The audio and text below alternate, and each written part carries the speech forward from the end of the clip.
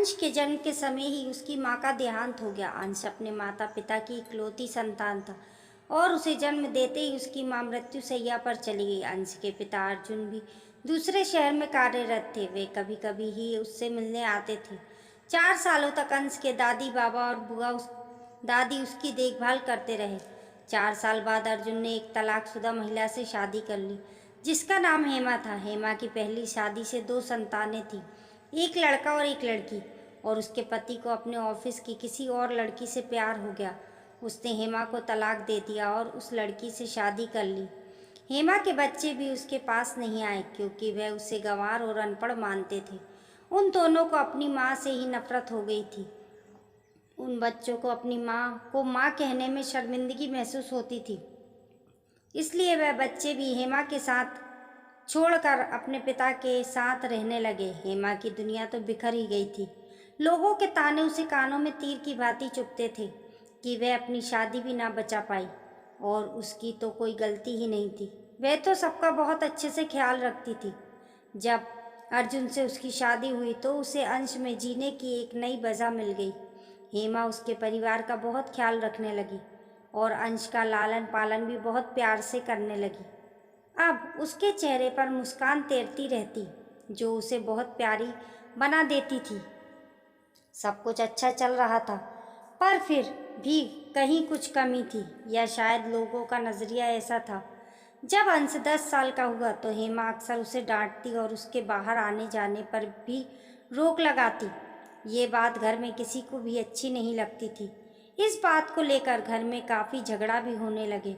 हेमा और अंश की दादी बाबा और बुआ दादी के बीच अक्सर अंश को लेकर झड़प हो जाती, पर अंश उन सारी बातों को इग्नोर करके फिर हेमा की ममता की छाँव में चला जाता।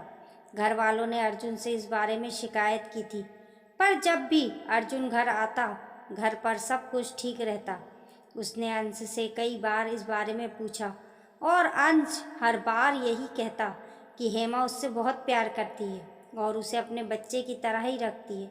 वह उसका बहुत ख्याल रखती है। अंश के कहने पर अर्जुन को उसकी बात माननी ही पड़ती थी। अंश और हेमा का रिश्ता हर किसी के समझ से परे था। हेमा अक्सर अंश पर गुस्सा करती, पर फिर भी अंश उससे कोई शिकायत नहीं करता, बल्कि उन दोनों का रिश्ता और भी गहरा हो जाता। अब आज पड़ोस वाले भी आपस में खुसर फुसर करने की अंश को उसकी सौतेली माँ कितनी बुरी तरह से ट्रीट करती है। फिर भी अंश उनके साथ कितने अच्छे से रहता है। कभी ऊंची आवाज़ में बात नहीं करता और उसकी हर बात मानता है। सौतेली है ना, शायद इसलिए अंश डरता होगा कि घर से बाहर ना निकाल दे। पर बाकी घर वाले कुछ क्यों नहीं करते? घर वाले हेमा को क्यों नहीं रोकते? ये सब देखकर आस पड़ोस वालों को अंश पर बहुत तरस आता था। अंश को सब दया भरी नज़रों से देखते थे, जो उसको बिल्कुल भी अच्छा नहीं लगता था, पर वह कुछ कर नहीं भी तो नहीं सकता था। वह लोगों की सोच को नहीं बदल सकता था। कभी कभी तो लोग उसे सांत्वना देते थे कि अगर तुम्हारी माँ जिंदा होती तो उसके साथ ये सब ना होता। काश तुम्हारे पिता साथ रहते तो तुम्हारी सौतेली माँ तुम्हें इतनी बुरी तरह से फटकार ना लगा पाती। शायद तुम्हारे भाग्य में माँ की ममता और उसने लिखा ही नहीं है। क्या कर सकते हैं, सौतेली है ना तो सौतेली ही रहेगी, ना सौतेलापन ही तो दिखाएगी। अंश किसी की बात का कोई जवाब नहीं देता था, बस मुस्कुरा देता था। जब अंश इंटरमीडिया में अपने स्कूल में फर्स्ट रैंक लेकर आया तो अर्जुन उसे सरप्राइज़ देने के लिए अचानक घर आ गया। उसके घर आने के बारे में कोई नहीं जानता था। जैसे ही उसने घर के अंदर कदम रखा तो उसने देखा हेमा अंश को बुरी तरह से डांट रही है और उसे पर चीख रही है। हेमा बहुत गुस्से में लग रही थी। उसकी आंखों में मानो ज्वालामुखी उतर आया था। ये सब देखकर अर्जुन के तो होश ही उड़ गए। अर्जुन ने गुस्से से हेमा को घूरते हुए कहा, तुम क्या कर रही हो? तुम मेरी गैर मौजूदगी में मेरे बेटे के साथ ऐसा व्यवहार करती हो? मुझे तो पता ही नहीं था। हेमा ने शांत होते हुए कहा, आप गलत समझ रहे हैं। आपके जैसा देख रहा है वैसा कुछ भी नहीं है। मैं उससे बहुत प्यार करती हूँ। आप मेरी बात तो समझिए वह तो मैं बस। अर्जुन ने आंखें तरेरते हुए बीच में ही उसे रोकते हुए कहा, क्या समझूं मैं तुम्हारी बात? सब कुछ मैंने अपनी आंखों से देखा है। मैं सब कुछ ठीक समझ रहा हूँ। मेरी आंखों पर विश्वास की बंधी पट्टी आज ही खुली है। अर्जुन की बुआ ने कहा, अर्जुन बेटा, हम सब ने तुम्हें कितनी बार बताया कि हेमा अंश के साथ अच्छा व्यवहार नहीं करती है, पर तुमने हमारी एक भी नहीं सुनी। कितना समझाया था हमने, सबने तुम्हें, पर तुम कुछ समझ ही नहीं चाहते थे। तुमने एक सौतेली माँ पर अपने बेटे की जिम्मेदारी डालकर बहुत बड़ी गलती कर दी। अब खुद देखो आज तुम्हारे बेटे के साथ क्या हो रहा है। अर्जुन ने अपनी गलती मानते हुए हेमा से कहा, मैंने तुमसे शादी अपने बेटे के लिए की थी और तुमने उसका ही ख्याल नहीं रखा, तो इस शादी का कोई मतलब नहीं। मुझे तुमसे इस तरह के बर्ताव की उम्मीद नहीं थी। अब तुम हम सब की जिंदगी से चली जाओ। हेमा रोते हुए अर्जुन से कहती है, आप गलत समझ रहे हैं। अंश के लिए मेरे दिल में बहुत ममता है। मैं पहले ही अपने बच्चे खो चुकी हूँ। प्लीज़ मुझे अंश से दूर मत कीजिए। मैं उसके बिना नहीं जी पाऊँगी। मैं उससे बहुत प्यार करती हूँ और वो ही मेरी जीने की वजह है। पर अर्जुन ने उसकी कोई बात नहीं सुनी और उसको घर से बाहर निकालने की कोशिश करने लगा। कोई भी अर्जुन को ऐसा करने से नहीं रोक रहा था। वो गिड़गिड़ाकर भीख मांगती रही कि उसको उसके बेटे से दूर ना करे कोई, पर किसी ने उसकी विनती नहीं सुनी। अब उसकी उम्मीद अंश पर टिकी हुई थी और वो अंश को उम्मीद भरी नज़रों से देखने लगी। अंश ने चीखते हुए कहा, रुक जाइए पापा, वो मेरी माँ हैं और वो कहीं नहीं जाएंगी। वो इसी घर में हम सबके साथ रहेंगी। अर्जुन ने कहा, ये तुम क्या कह रहे हो? वो तुम्हारे साथ इतना बुरा व्यवहार करती है, फिर भी तुम उसे ही बचाने की कोशिश कर रहे हो। क्यों अंश, आखिर क्यों? अंश ने हेमा को गले लगा लिया। हेमा को शांत कराकर उसने उसे पानी पिलाया और कुर्सी पर बैठा दिया। उसके बाद वो अर्जुन की तरफ मुखातिब हुआ। अंश ने अर्जुन से कहा, आप लोगों ने बस वही देखा जो आपकी आंखों के सामने था और उसी के हिसाब से आप सबने माँ को लेकर अपने मन में एक सोच बना रखी थी। परे नज़रिए से देखते तो हमारे नज़रिए से देखते तो हमारे रिश्ते और माँ का मेरे लिए प्यार समझ पाते। ये सिर्फ मैं जानता हूँ कि वो मुझे अपनी जान से भी ज़्यादा प्यार करती हैं। अंश की दादी ने कहा, बेटा तू ये क्या कह रहा है? हम सब ने अपनी आंखों से देखा है कि वो तेरे साथ किस तरह का व्यवहार करती है। फिर भी तू झूठ क्यों बोल रहा है? अंश ने हेमा को प्यार से देखा और कहा, मैंने अपनी माँ को कभी नहीं देखा और पापा आप तो होकर भी कभी साथ नहीं थे। मेरे लिए जो भी थी बस मेरी माँ ही थी। आप तो महीने में एक दो दिन के लिए आते थे, पर माँ ने मुझे कभी अकेला नहीं छोड़ा। पापा मुझे सही गलत समझाने पर आप कभी नहीं आए, पर माँ ने मुझे सही गलत और अच्छे बुरे में फ़र्क करना सिखाया।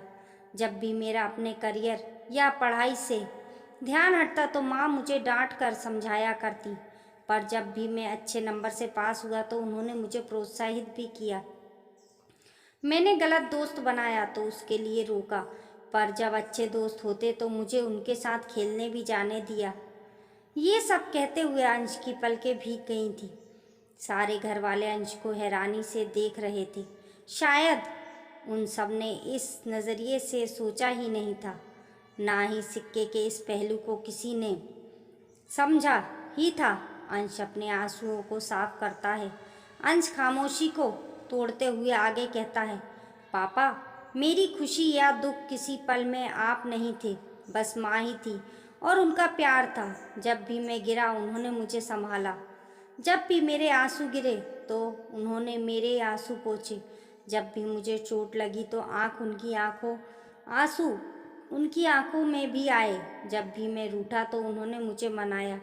जब मैं खाना नहीं खाता तो वो मेरे साथ वह भी भूखी रहती और जब मैं हंसता मेरे साथ वह भी मुस्कुराती। जिंदगी के हर मोड़ पर उन्होंने मेरा साथ दिया और मुझे सहारा दिया। उनकी ममता ने कभी मेरा साथ नहीं छोड़ा। अपनी सारी ममता उन्होंने मुझ पर लुटा दिया। अंश अपने पापा के पास जाकर उनसे पूछता है, आप बताइए पापा, अगर माँ जिंदा होती तो क्या मेरी गलतियों पर वह मुझे टोकती नहीं? क्या वह मुझे कभी नहीं डांटती? क्या वह हमेशा मुझे प्यार ही करती?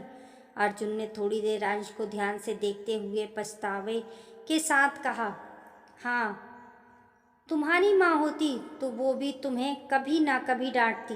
शायद वह तुम पर हाथ भी उठा देती। मैं ही समझ नहीं पाया और अब मैं तुम दोनों के रिश्ते की गहराई को समझ गया हूँ। बिना कहे तुम दोनों एक दूसरे के दिल की बात समझ जाते हो। अंश ने सब घर वालों से कहा, जब माँ भी मुझे डांटती तो आप लोगों ने मेरी इस माँ पर इतना इल्ज़ाम क्यों लगाया? कोई सफाई देने का मौका भी नहीं दिया, बस सुना दिया सजा। आप लोग खुद से सवाल करिए कि क्यों हुआ ऐसा। चलिए मैं ही बता देता हूँ, क्योंकि आप लोगों ने उन्हें मेरी माँ की तरह अपनाया ही नहीं।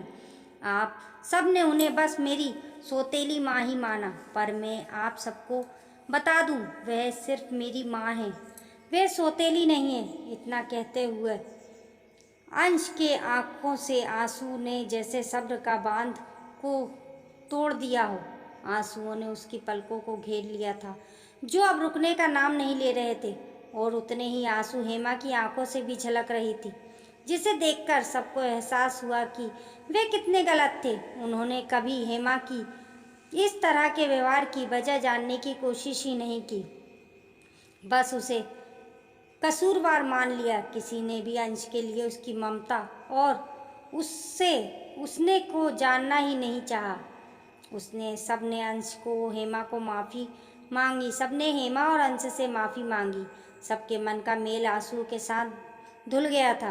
अर्जुन ने भी अपनी पत्नी और बेटे से माफ़ी मांगी और वादा किया कि उन्हें आगे से अपना वक्त देगा। वे अपने ऑफिस के साथ साथ परिवार पर भी ध्यान देगा। उसमें प्यार से अंश के सिर पर हाथ फेरा। अर्जुन ने ऐसा पहली बार किया, पर उसे काफ़ी सुकून मिला। अब उसे समझ आ रहा था, उसने अपने बच्चे को अपने स्नेह से दूर रखकर खुद भी स्नेह और दुलार करने का एहसास खो दिया था। पर अब वह ऐसा नहीं करेगा। वह अपनी ज़िंदगी में हर एहसास को महसूस करेगा। अब सबके चेहरे पर मुस्कान थी, सिवाय हेमा के। अंश हेमा के आंसू को पोंछते हुए कहता है, माँ, मैं जानता हूँ कि आप मुझसे बहुत प्यार करती हैं और मैं भी आपसे बहुत प्यार करता हूँ। कोई कुछ भी कहे, पर मेरे लिए आप ही मेरी माँ हो। मैंने तो अपनी जन्म देने वाली माँ को कभी देखा ही नहीं। जो ममता और दुलार पाया है वह बस आपसे ही पाया है। माँ, मैं आपसे कहता हूँ, आप सिर्फ मेरी माँ हैं, सिर्फ और सिर्फ माँ। आप सौतेली माँ नहीं हैं, आप बस मन हैं मेरी माँ। दोस्तों, कहानी पसंद आने पर लाइक करें और चैनल को सब्सक्राइब करें और कमेंट बॉक्स में बताना ना भूलें आपको ये कहानी कैसी लगी। मिलते हैं फिर एक नई कहानी के साथ।